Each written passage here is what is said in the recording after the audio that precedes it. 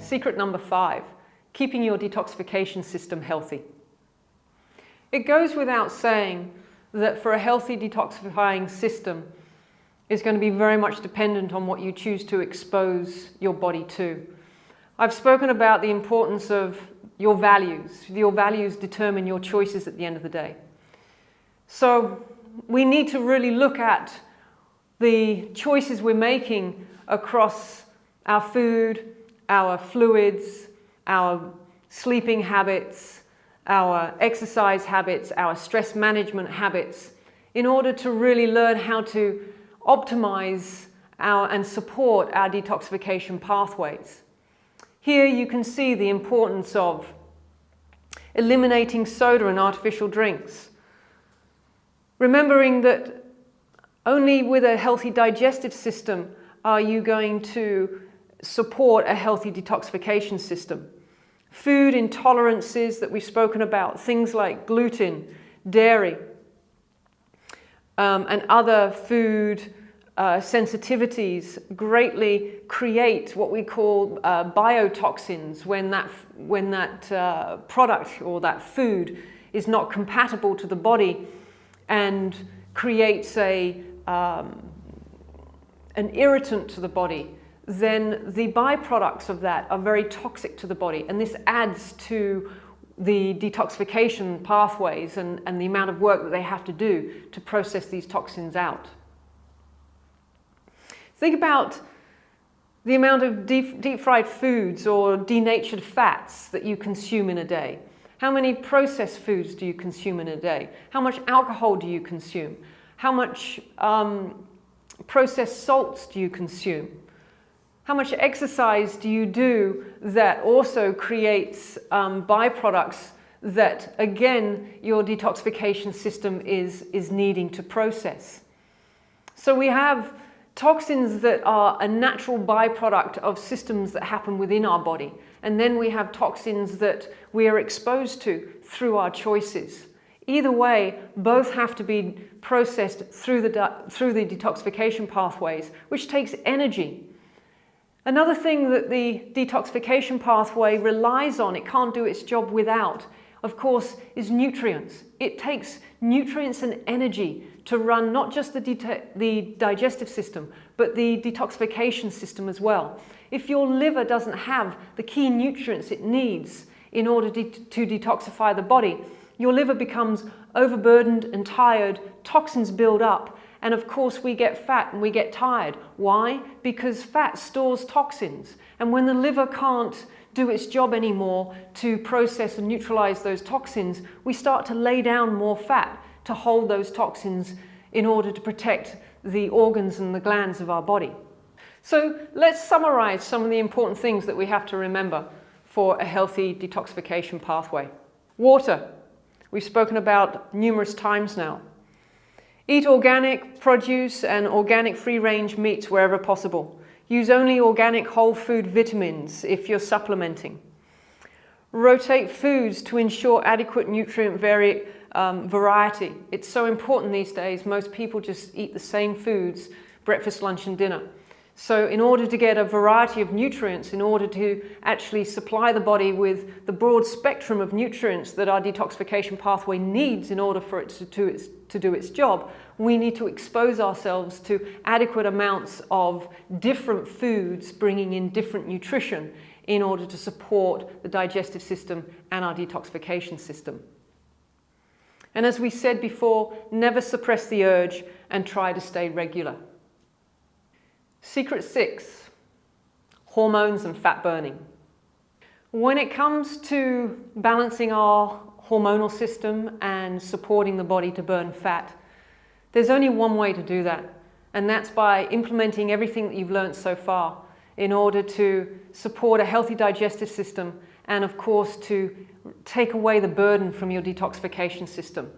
We have to eliminate or reduce our exposure to toxins within our food choices and within our environment. The more toxic we are, as I've said to you, the more your body will lay down fat. Fat is out of many roles that fat plays within our body, one of its key roles is to protect our vital organs from toxins. So a toxic body, burning toxic fat is very dangerous to the body. So number one, we have to support detoxification slowly. We have to support the liver to detoxify at a rate that is safe and at the rate that that individual can tolerate. That's why these, transformational competitions done in 6 or 12 weeks are so dangerous, because they force and they push the liver to detoxify and to burn toxic fat.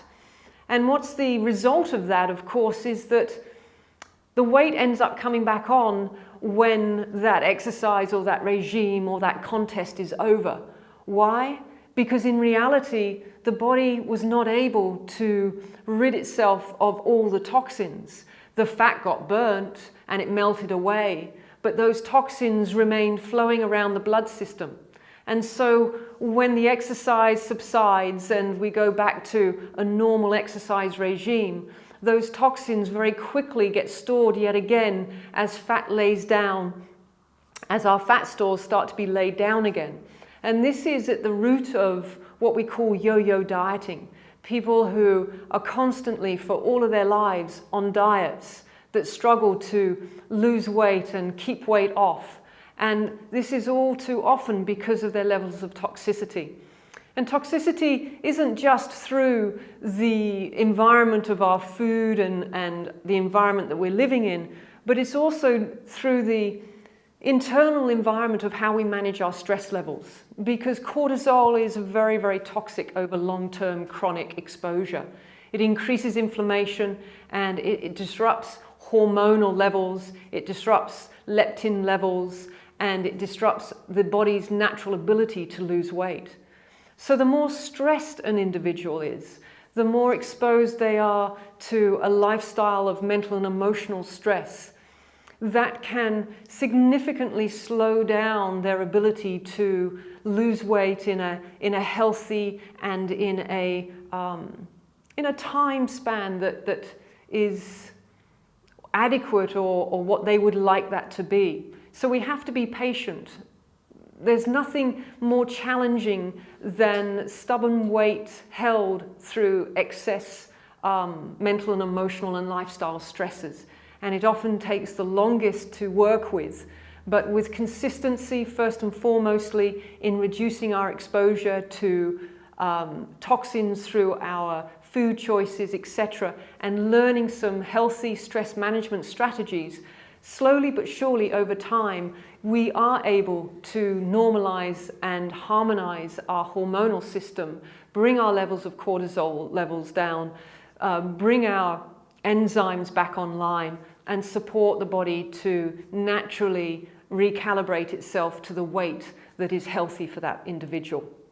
But it does take patience, and it takes persistence, and it takes commitment. Here we see what looks like a complicated diagram or graph of expanded pathways of our hormonal system. The one key message that I want to get across here, as you can see encircled in red, is cholesterol. Cholesterol is an important hormone. It's the precursor for the production of what we call pregnenolone, and pregnenolone is the precursor for the production of cortisol. And as I've spoken to you already, cortisol is the primary stress hormone for the body. But what we need to remember here is that to the degree in which the body is stressed and using its reserves of cholesterol to convert into pregnenolone in order to produce cortisol, to the degree in which that is happening and we can't produce enough pregnenolone to support the production of cortisol because we're not bringing in enough good quality saturated fats and adequate amounts of cholesterol from our body, what happens? This is what happens. Our growth, repair, and reproductive hormones become suppressed to the priority of our survival hormone, cortisol. And so when that pathway of cholesterol conversion into pregnenolone reaches 60% or above, then we have what we call a condition called pregnenolone steal, where that pregnenolone is stolen for the production of cortisol. And when that happens, we have a suppression of our growth, repair, and reproductive hormones and our anti-aging hormones. And so the key message here is understanding the importance of adequate quality proteins and fats in our diet relative to our stress levels, relative to our body's need for the production of cortisol. Secret number 7, and what your gynecologist forgot to tell you. So, contrary to popular belief, a painful period is not normal. Premenstrual, tension, PMS, sore glands, sore lower back, heavy periods, clotting, all of the symptoms that so many females suffer from today are not normal. Females from healthy native populations had no premenstrual or postmenopausal discomfort. So if we went back to Weston A. Price's book, Nutrition and Physical Degeneration, where he shared with us to the degree in which native people stuck to their native diets relative to their ethnic and geographical origins, then the healthier they are. He reported no PMS, he reported no issues in menstrual conditions for females or menopausal conditions for the older woman moving into menopause. Events of, living a modern stressful life today are not normal. And regardless of what you are told or what you're possibly prescribed to manage these conditions, whether that's HRT or whether or not you're told you need surgery for endometriosis, these conditions can be dealt with naturally through proper lifestyle modifying choices that we've spoken about within the 6 foundation principles. By addressing these modifiable principles that are the foundations to health and wellness, we can correct and reverse these unnecessary conditions. I, for one, used to suffer from lower back pain, sore glands, sore boobs. Today, I wouldn't know that I'm due until my period's here.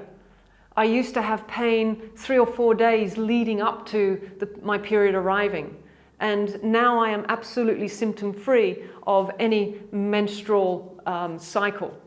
So it is possible. I follow the principles. I've been following these principles I've been sharing with you today for the last 12 years. And so many areas of my own health has improved as a result. Looking at male and sex organs, they reflex to the lower abdominals and the musculature of the lower abdominals. So again, so much pain that shows up in the musculoskeletal system within this area of the body is often, again, dissipated from the discomfort of the various reproductive organs as a way of communicating to the body that there is something deeper happening, deeper at a organ level than a musculoskeletal level. When individuals suffer from any one of these reproductive issues, then our response to exercise again goes down. It's also really important that correct exercise choice is selected in accordance to what is happening within this region of the body. And this is where working with a CHEK practitioner, level 2, level 3 becomes essential in order for correct exercise prescription relative to what's going on with the individual. In this diagram, you can see the neurological pathways for the uterus. And the key point that Paul is trying to make here is to look at the spinal segments and to look at the neurological pathways, the sharing of the nerves through the uterus and which muscles that uterus is holding hands with. And so as I've spoken to you before about muscles and organs holding hands, this is another example of when you have an inflamed uterus in this example, how it's going to down-regulate the muscular tone or the ability for the muscles that it's holding hands with to actually activate and stabilize the relative spinal segments that carry over on this pathway of the uterus. And so when that happens, of course, we open ourselves up to a greater susceptibility of an unstable spine and increased risk of injury. Secret number 8 is stress making your pants tight. Without a doubt, today, in the 21st century and the pace of life that we live, stress is the #1 killer. And stress is absolutely going to inhibit you from getting those abs that you want. So the first step is awareness. You have to learn to identify what your chief stressor is. When we look at the reptilian brain, it has 3 alarm stressors. Our first is the breach of what we call our sense of safety and security. So that's your first. Your second is sustenance. If you think about the reptilian brain like a reptile, first of all, it wants to know it's safe to come out from under that rock. So any breach of that safety and security, it's not going to come out from underneath that rock. The second, if it's safe and it comes out, what does it look for? It looks for food. It needs to be satiated. And providing it's got the nutrition on board and it has therefore the energy, what does it then look to do? It looks to reproduce. So it is in those 3 orders that your breach of safety and security, sustenance and reproduction becomes your key stresses in life. And I always share with people they need to really understand which one of those 3 are being breached the most. Is it your sense of safety and security? Today that can be down to not enough money in the bank. It can be down to going through a divorce. It can be going down to anything that creates an individual to feel unsafe. And of course that is different for everybody because everyone's perception of safety and security is different. What creates one person to feel safe versus the next is different. So we have to ask that question and we have to ask ourselves, what is it that creates a sense of safety and security? And where in my life is that being breached? Because if it is, and that's consistent and it's chronic, then your elevation of cortisol levels will forever be elevated and chronic, creating more catabolism within the body, creating more inflammation, and your body will be in a catabolic state, forever breaking down, unable to rebuild, repair, and heal. And so when we look at the physiological effects of stress, and we look at the physiological effects of cortisol and DHEA, and when that becomes deregulated, and the ratio between cortisol and DHEA becomes so deregulated that it has vast-reaching and global effects on the body. Here you can see in this diagram, there's not one system that is not affected by an increase of cortisol relative to the DHEA. And when that happens, metabolic chaos in the body happens, imbalance happens, and disease is sure to follow. If we just followed a few of these pathways and had a look, for example, if you went into the endocrine system and if cortisol levels to DHEA levels become dysregulated and we end up with metabolic chaos affecting the endocrine system, and that starts to affect the pancreas and that starts to affect insulin production, what does that lead to today that we see it out there in the world? Diabetes, type 1, type 2. What if we followed that out to thyroid function? What do we see that manifested to today? Hashimoto's, hyperthyroidism, hypothyroidism. What about ovarian hormonal dysregulation? Well, today many people are suffering from infertility, females especially suffering from infertility or polycystic ovarian syndrome or endometriosis or prostate cancer. And so when we look at the balance between cortisol and DHEA, how we manage our stress and the impact on our stress is absolutely vital for the overall health and well-being, the ability for the body to repair, grow, heal, and recover. So how we manage our stress, first of all, we have to become aware. Really consider what that breach of your safety and security is in your life.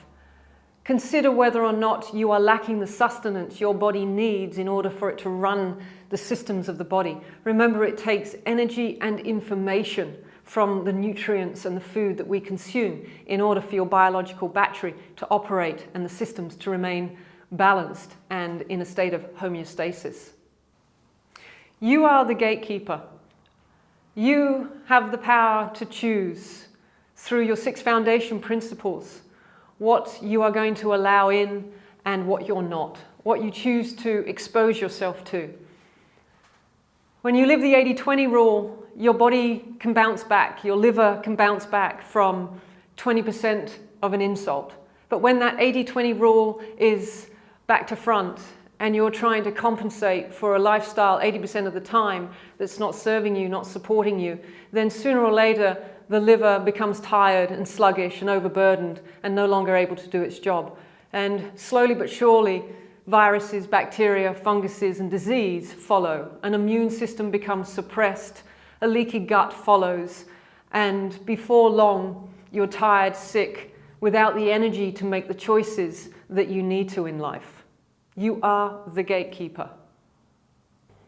So your values determine your choices. When you value yourself and your health and your vitality enough, when you have something in your life that means enough to you to make the right choices, then it's easy to be the gatekeeper. It doesn't take long to experience the symptoms of a poor choice. But the more aware you are, the more you listen to that inner dialogue with your body that's speaking to you all the time, the wisdom of your body. You just have to learn to listen to it and interpret its messages to you. And before long, you'll know what choices are synergistic, are harmonic to your own body and your own biological system, your own biological battery. Start to pay attention to how you think, how you feel, and sooner or later, you will begin to look the part and look the picture of health with the abdominals that you've always dreamed of. Here are some more of Paul's resources that will continue your education on learning to make the right choices for you.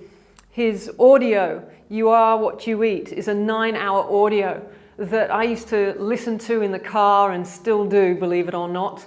The wealth of information that he did over 10 years ago is still more than relevant today. I lend it to clients 1 CD at a time, and they are blown away by the level of information that's in there. And simple points that make the choices and the steps towards new lifestyle choices so very easy to do. The fungal, healing funguses and parasites, is another really important educational resource. It's one thing to get rid of a fungus or a parasite, but it's quite something else to create the environment through your lifestyle choices so that that fungus and parasite infection doesn't come back. Go to the CHEK website for any further details, and I look forward to presenting to you again soon. Thank you.